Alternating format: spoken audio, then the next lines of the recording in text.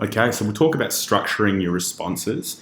And what we're going to do is we're going to talk about two different types of responses. The short answer response that you are going to be familiar with from the first section of the exam, and the second is the extended answer responses, okay, and that structure that is called upon, and that's for your assessment, your upcoming assessment.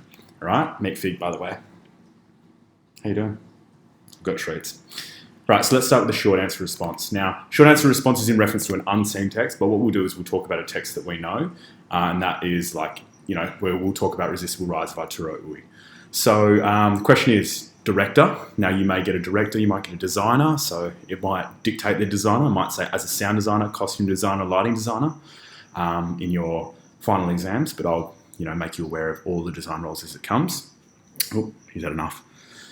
So here's a question. So explain two choices you will make in rehearsal to reinterpret the drama text for an audience. Support your response with direct reference to the drama text. Now, this is one of multiple different questions that you have. Remember that you'll have two questions and there will be subparts of each of those questions. So likely three sub kind of sections.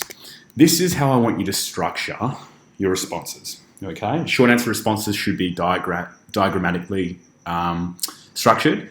Okay, so like in a graphic organizer. And you split it up into three sections primarily. And the largest portion is that decision and reason, and that exists in the middle. The first section, so over the far left, you'll see you go for whatever it's asking for. So it's asking for two choices. So these are my choices. Now, I said approach because it's the drama language. It's the drama language they want you to use, approach. And in this particular example, I've used viewpoints and I've used tension states. Okay, so have a little read through this. So viewpoints, I'm focused on tempo and duration. That's two choices within a choice, so I wouldn't need to go into that much detail, but if you had the time, you do, okay? Then you go into your decision and reason, so you explain it. Now, as we are director, we need to consider our actors or our designers. So you're sitting atop the pyramid and you are working with all roles, including actors and non-actor roles. So everything that you do as a director has to have an effect and a play-on effect with one of those roles. So for instance, I've said, have actor playing Arturo rehearse at hasten tempo and shorten the duration. Okay, it doesn't need to be full sentences. Remember, in the short answer section, it is about going quick, as quickly as you possibly can. So it doesn't need to be in full sentences. And it's commonplace that they actually prefer the graphic organizers and the simply constructed sentences to kind of get straight to the point and the concise. And then over the far right side, you either go for audience response or audience impact if it asks for audience, and this one it did, but it also placed a lot of emphasis on reference to the drama text. So I said textual reference, and then what I've tried to achieve, and if I move my face down here, I've talked about some of the forces of the play, which can link into audience, but I haven't necessarily exposed the audience too much in the textual reference. Where I have done it is in the actual decision and reason, where I bring up Bertolt Brecht. So that synthesis of ideas where you bring the two things together, okay? So your structure should look like this. It doesn't need to be exactly this, but my suggestion is find a graphic organizer that works for you and try and split it up. These are the choices that I'm making, make it super simple and highlight. Use subheadings. This is my decision and reason, my creative choice. That's where the bulk of your answer needs to be. And this is the textual reference / audience impact, okay? And that's the structure you need to appeal to, okay? In all of these questions. Extended answer response. Take in point this question, which is taken from 2019's exam, genuine exam SCARSA set last year. As an actor, you are focusing on psychological and physical approaches to performance. So we know that we are going to be looking at psychological, physical reinterpretation, okay? So psychological kind of ties into our contemporary reinterpretation, and the physical is the physical reinterpretation. So we're looking at Anne Bogart, Jacques Lecoq, okay? Outline a key psychological or physical characteristic you will highlight for your character for each set text. Now remember, the first dot point always tries to lead you into a false sense of security, okay? So the 6 marks, it wants you to spend a lot of time there, but that's not where you spend the time, okay? And I'll show you in a moment how you're going to set that up.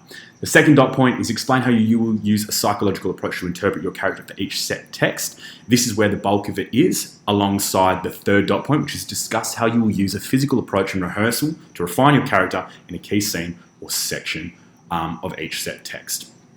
So this is obviously structured for answering to.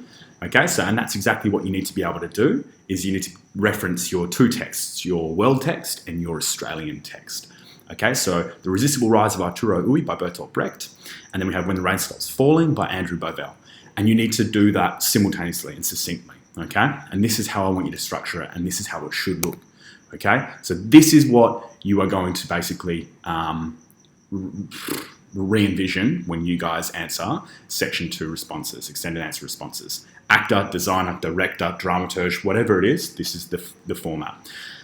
The first two things you're going to do is to write your contextual paragraph, and I want you to memorize them and then just slightly adjust them for the question. So you know that you are answering as an actor, so I want you to place that in there, place it into the context and try and pinpoint any of the key terminology brought out in these questions, because the contextual paragraph actually deserves no marks unless you actually specifically relate it to these points.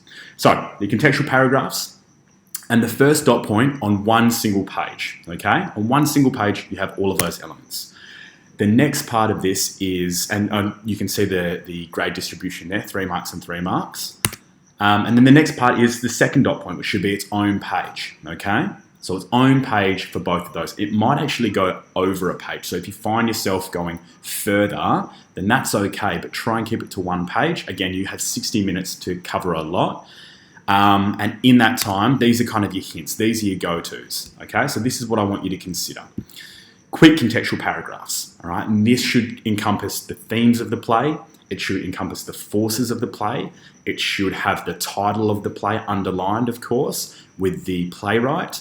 It should in some way, shape or form bring up form and style. So if we're talking about The Resistible Rise of Arturo Ui, we're going to talk about the presentational style and epic theatre form.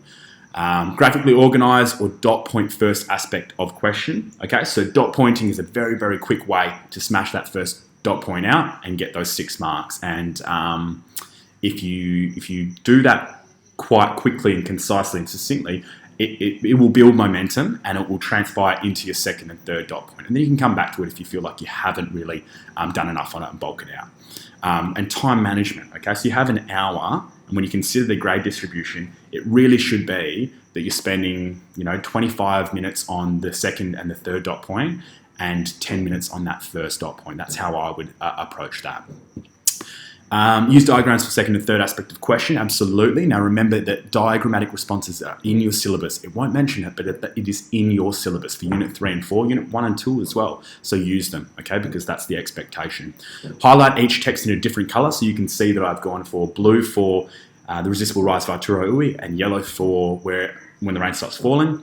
However you want to approach it, but you need to make it very explicit for the marker. This needs to read like a stage plan. Someone needs to be able to open it and read through your writing and understand exactly where you are coming from and almost try to replicate it. Okay, so as if you were giving this to an actor and say, this is what I want you to do. They take that, they read it, and they go, okay, I understand this part, this part, this part, and I can follow it quite easily and seamlessly. And then keep each question contained within a single page. So apologies about the unnecessary suffix there. But keep each question contained within a single page. So you can see how the first dot point is contained in that first page, the second dot point is contained in that second page, and then so on and so forth.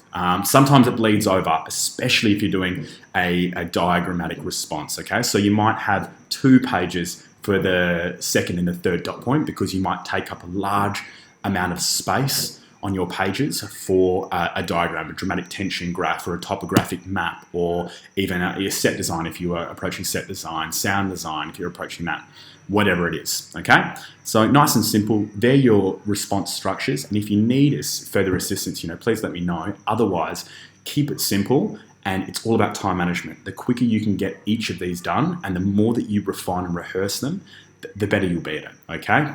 Perfect practice makes perfect. Thanks, guys.